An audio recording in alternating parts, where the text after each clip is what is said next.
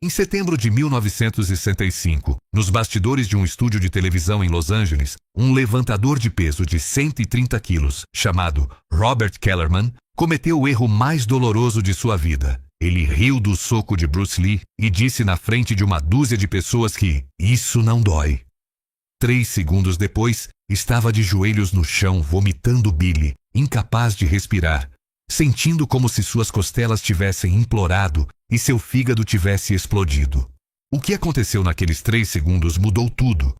Não apenas para ele, mas para todos que testemunharam a diferença brutal entre força aparente e poder real, entre músculos de academia e técnica letal. O levantador era campeão estadual. Tinha braços do tamanho das coxas de um homem normal, peitorais que pareciam placas de armadura e a confiança arrogante de quem nunca havia sido realmente machucado na vida. Bruce Lee pesava 61 quilos naquele dia. Vestia calças pretas e uma camisa simples e estava no estúdio para uma demonstração de artes marciais em um programa de variedades. O encontro entre eles não deveria ter acontecido, mas aconteceu. Durante o intervalo das gravações, o gigante esperava nos bastidores sua própria participação no programa. Uma demonstração de força, onde dobraria barras de ferro e levantaria pesos impressionantes. Ele viu Bruce Lee praticando movimentos sozinho em um canto, socos rápidos no ar, chutes que estalavam como chicotes e não conseguiu segurar o riso. Para ele, aquilo parecia dança, não luta real. Havia crescido em um mundo onde força bruta definia hierarquia, onde o homem maior sempre vencia, onde músculos visíveis eram sinônimo de perigo. E aquele chinês magro, fazendo movimentos rápidos, mas sem massa corporal significativa, parecia ridículo aos seus olhos. Virou para um dos técnicos de som e disse em voz alta, alto o suficiente para Bruce ouvir: esse cara parece que vai quebrar se alguém encostar nele. Aposto que os socos dele parecem cócegas. Algumas pessoas riram nervosamente. Bruce parou o que estava fazendo. Virou a cabeça lentamente e olhou diretamente para o provocador sem expressão visível. Bruce não disse nada inicialmente. Apenas observou o homem grande por 3 segundos completos, avaliando altura, largura dos ombros, distribuição de peso, postura. Então caminhou calmamente em direção a ele, parou a 2 metros de distância e disse com voz baixa, mas perfeitamente audível: você acha que meus socos não doem? O levantador cruzou os braços sobre o peito enorme e sorriu com condescendência. Cara, eu levanto 180 quilos no supino. Eu luto com caras de 150 quilos no treino de wrestling. Você tem o quê? 60 quilos molhado? Sim, aposto que seus socos são fracos. A sala inteira ficou em silêncio, porque todos perceberam que algo estava prestes a acontecer, mas ninguém sabia exatamente o que.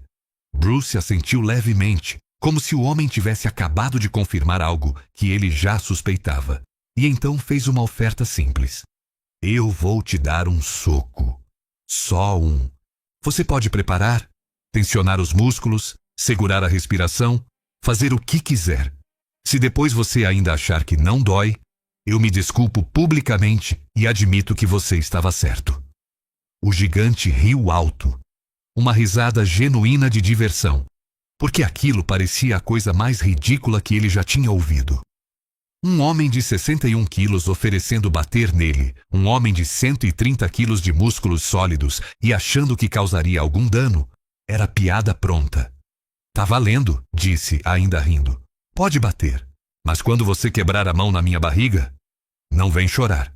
Posicionou-se no centro do espaço livre entre os equipamentos de gravação, ficou de pé com postura ereta e começou a tensionar conscientemente todos os músculos do abdômen, criando uma parede de tecido muscular denso construído através de anos de levantamento pesado e treinamento de core. Seu abdômen parecia literalmente uma tábua de lavar roupa, cada músculo definido e endurecido. Bateu na própria barriga com o punho, produzindo um som oco e sólido e disse: vamos lá, Bruce Lee. Me mostra esse soco mágico de Kung Fu. Bruce não respondeu. Apenas deu 2 passos à frente, posicionou os pés em uma base natural e relaxou completamente os ombros. O que aconteceu a seguir foi rápido demais para a maioria das pessoas processarem completamente.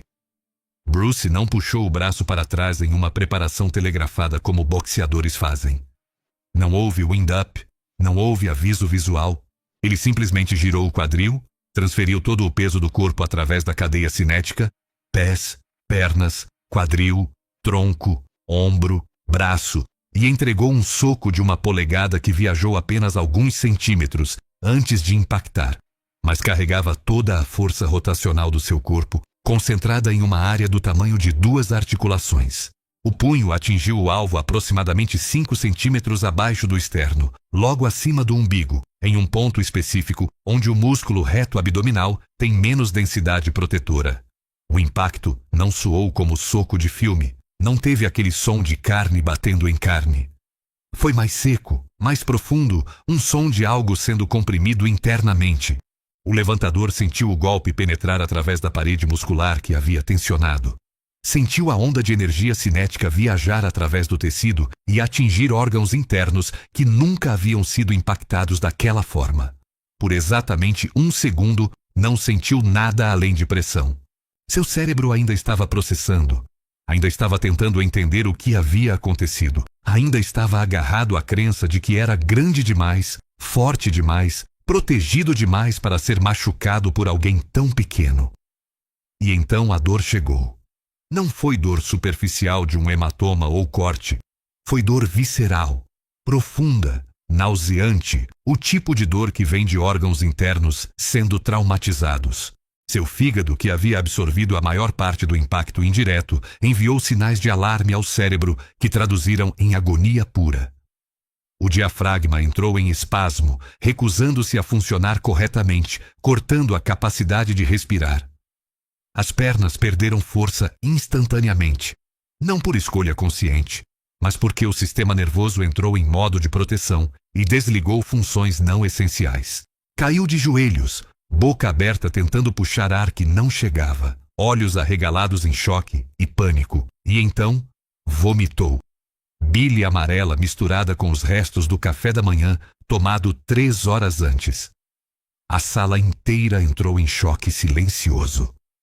Técnicos de produção que haviam rido minutos antes agora olhavam com expressões de horror e descrença. O homem grande estava de 4 no chão, ainda tentando respirar, fazendo sons guturais involuntários enquanto seu corpo lutava para recuperar função básica. Bruce não comemorou, não fez pose vitoriosa, não disse, "Eu avisei". Simplesmente se agachou ao lado dele, colocou uma mão nas costas e disse com voz calma e clínica, "Respira devagar. Não tenta puxar ar rápido. Deixa o diafragma relaxar naturalmente. Vai passar em 30 segundos. E então, para as outras pessoas ao redor que estavam pensando em chamar a ambulância, ele vai ficar bem. Não tem dano permanente. Só traumatismo temporário no fígado e espasmo diafragmático. Eu controlei a força." O levantador, mesmo através da dor, ouviu essas palavras e sentiu algo além do sofrimento físico. Sentiu humilhação profunda, porque Bruce não apenas o havia derrubado, mas havia feito com controle calculado, sabendo exatamente quanto dano causar sem criar lesão séria. Levou 2 minutos completos para recuperar respiração normal e conseguir ficar de pé novamente. Quando finalmente se levantou, apoiando-se na parede, o rosto estava pálido, suor escorria pela testa e evitava contato visual com Bruce e com qualquer outra pessoa na sala. Um dos assistentes de produção trouxe água que bebeu em goles pequenos e dolorosos. Bruce permaneceu a alguns metros de distância, esperando pacientemente, sem pressionar. Quando finalmente conseguiu falar, a voz saiu rouca e quebrada. Como você fez isso? Eu estava tensionado. Eu já levei socos antes em treinos de wrestling. Nunca senti nada parecido com isso." Bruce deu alguns passos mais perto, mas manteve distância respeitosa. "Você tensionou os músculos da superfície. Isso protege contra impacto de área grande, mas eu não atingi a superfície. Eu atravessei. Usei penetração, não colisão. E mirei um ponto específico onde a proteção muscular é mais fina e os órgãos estão mais próximos. Não é sobre força bruta. É sobre física, anatomia e tempo." O homem grande absorveu essas palavras lentamente, ainda massageando o abdômen, onde uma marca vermelha em forma de punho estava começando a aparecer. Olhou para Bruce com uma mistura de respeito forçado e confusão genuína, porque tudo o que achava que sabia sobre combate havia acabado de ser desafiado e desmentido. Você poderia ter me machucado de verdade, não poderia? Perguntou, já sabendo a resposta. Bruce assentiu uma vez. Sim, se eu quisesse romper o fígado ou causar hemorragia interna, eu teria girado o punho no impacto e adicionado 30% mais força. Você estaria no hospital agora, mas eu não vim aqui para te machucar. Vim para te ensinar que força não é tudo. Você tem músculos incríveis. Você pode levantar pesos que eu nunca conseguiria. Mas em combate real, sem regras, tamanho e força são apenas 2 fatores entre muitos. Velocidade, precisão, conhecimento anatômico, tempo. Esses importam tanto quanto, às vezes mais. Não havia resposta possível. Ele simplesmente assentiu, aceitando a lição da maneira mais dolorosa possível. O levantador desapareceu por dias. Não apareceu em academias, não postou em redes sociais da época, não contou para amigos. Ficou em casa processando não apenas a dor física que levou 4 dias para desaparecer completamente, mas a dor psicológica de ter sua autoimagem destruída em 3 segundos. Havia construído sua identidade inteira em torno de ser grande, forte, intimidador. E então, um homem metade do seu peso o havia colocado de joelhos com um único golpe, provando que tudo o que acreditava sobre combate estava fundamentalmente incompleto. Uma semana depois do incidente, fez algo que surpreendeu todos que o conheciam. Procurou Bruce Lee. Não para revanche, não para confronto, para aprender. Apareceu na academia de Bruce em Chinatown, Los Angeles, sem aviso, esperou na recepção até Bruce terminar uma aula e quando finalmente ficaram frente a frente, disse simplesmente: "Me ensina. Por favor, eu pago o que você pedir, mas me ensina o que você sabe." Bruce estudou o homem grande por um longo momento, procurando sinais de ego ferido, procurando vingança, mas viu apenas humildade genuína e curiosidade honesta. "Eu não preciso do seu dinheiro", disse finalmente. "Mas se você realmente quer aprender, eu tenho condições. Primeira, você esquece tudo o que acha que sabe sobre luta. Você começa do zero como um aluno branco, mesmo com toda a sua experiência em wrestling. Segunda, você não usa a força como muleta. Eu vou te ensinar a usar o corpo eficientemente, não brutalmente. Terceira, quando você aprender o suficiente, você ensina outros. Conhecimento que não é compartilhado morre. Você aceita?" Não precisou pensar. Aceito. E assim começou uma das transformações mais improváveis. Um levantador de peso de 130 quilos sendo desconstruído e reconstruído por um instrutor de 61 quilos que havia ridicularizado uma semana antes. Os outros alunos de Bruce inicialmente ficaram céticos, alguns até hostis, mas Bruce deixou claro: julgue ele pelo que ele faz aqui, não pelo que ele foi lá fora. O novo aluno treinou com Bruce Lee 3 vezes por semana durante os próximos 8 meses, até Bruce começar a filmar The Green Hornet e sua agenda ficar impossível. Durante esses meses, aprendeu coisas que contradiziam tudo do seu treinamento anterior. Aprendeu que velocidade pode ser desenvolvida mesmo em corpos grandes através de relaxamento, não tensão. Aprendeu que poder real vem de coordenação de corpo inteiro, não de músculos isolados. Aprendeu que em combate sem regras, os alvos mais eficazes raramente são os mais óbvios.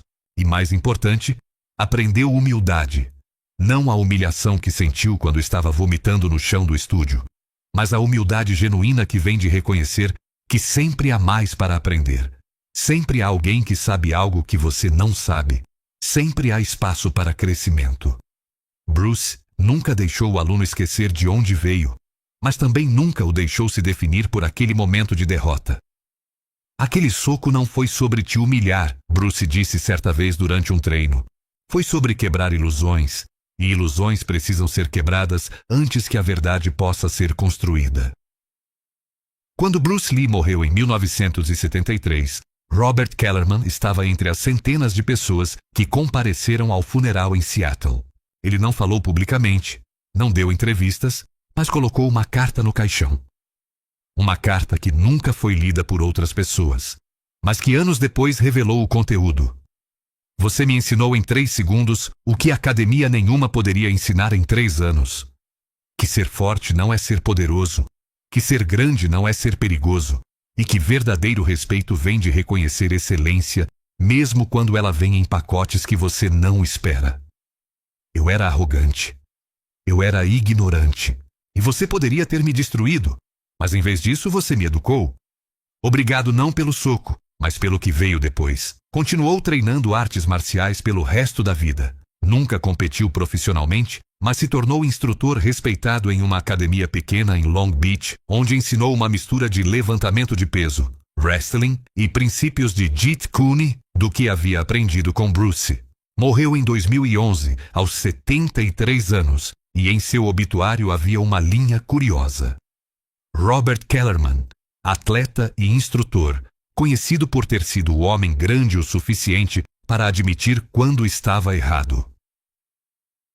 O soco de Bruce Lee em Robert Kellerman virou lenda nos círculos de artes marciais de Los Angeles, sempre com pequenas variações. Em algumas versões era fisiculturista profissional, em outras lutador de MMA, em outras ainda, o soco quebrou costelas.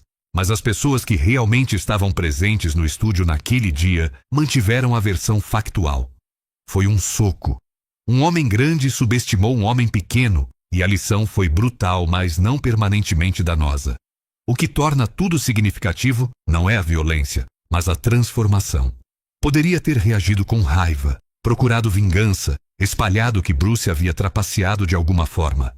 Em vez disso, fez a coisa mais difícil.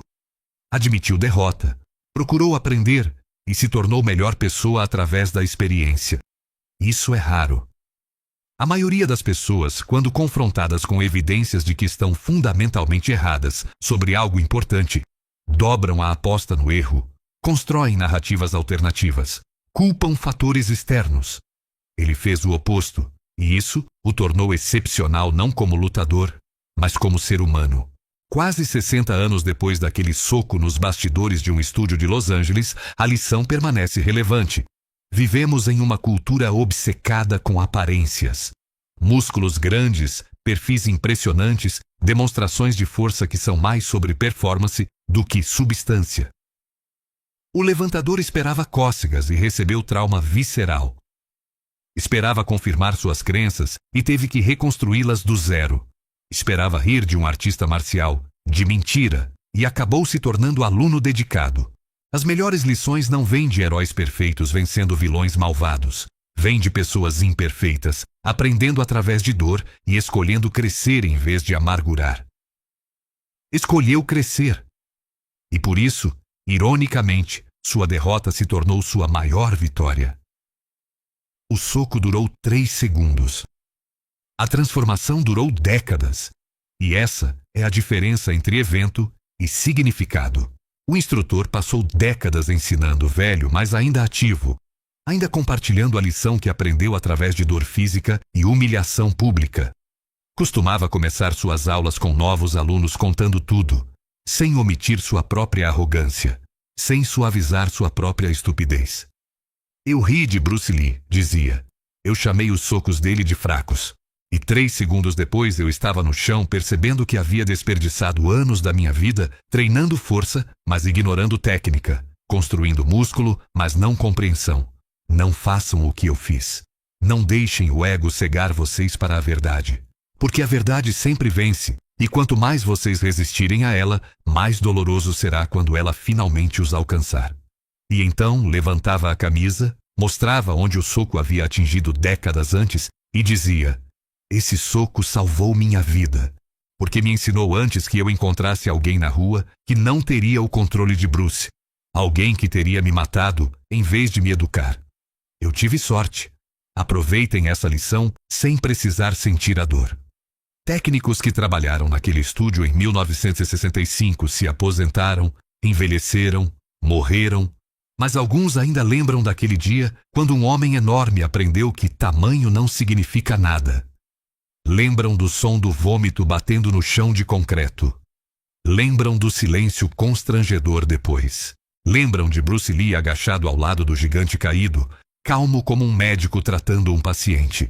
E lembram principalmente da expressão no rosto do levantador quando finalmente entendeu. Não raiva, não vingança, mas algo próximo de gratidão misturada com horror, porque havia sido poupado de uma ilusão que poderia tê-lo matado em outro contexto. Essas memórias não estão em livros oficiais, não foram filmadas, não viraram documentários, mas existem, vivas nas mentes de pessoas que testemunharam a diferença entre o que parece perigoso e o que realmente é. E enquanto essas testemunhas viverem, o soco de 3 segundos continua ensinando. O homem nunca se tornou famoso. Não apareceu em filmes, não ganhou campeonatos mundiais, não teve biografia publicada. Mas em sua academia pequena em Long Beach, centenas de alunos passaram ao longo de décadas e todos ouviram sobre o soco. Alguns acreditaram completamente, outros duvidaram dos detalhes, mas todos entenderam a mensagem central. Humildade não é fraqueza. Admitir erro não é vergonha. E as maiores lições vêm das piores derrotas quando você tem coragem de aprender em vez de amargurar. Um desses alunos, anos depois, se tornou instrutor de MMA em San Diego e, quando questionado sobre sua filosofia de ensino, sempre dizia: "Meu professor me ensinou que força sem técnica é apenas peso morto esperando para ser derrubado." E ele aprendeu isso da maneira mais dolorosa possível, de um homem que pesava metade dele, mas sabia 10 vezes mais. Essa transmissão de conhecimento, de geração para geração, é o verdadeiro legado. Não o soco em si, mas tudo o que veio depois. Quando Robert Kellerman morreu em 2011, seu funeral foi pequeno, apenas família próxima e alguns alunos antigos. Mas na parede da academia que operou por 40 anos, havia uma foto emoldurada. Bruce Lee, em postura de combate, autografada com as palavras: "Para Rob, você teve coragem de começar de novo. Isso é verdadeira força." Bruce Lee, 1966. A foto ficou na parede até a academia fechar em 2015 e então foi doada para um museu de artes marciais em Los Angeles, onde permanece até hoje com uma placa explicando: "Esta foto representa a transformação de Robert Kellerman, de cético arrogante a aluno dedicado, após ser derrotado por Bruce Lee em 1965. Sua jornada exemplifica que verdadeira maestria começa com humildade."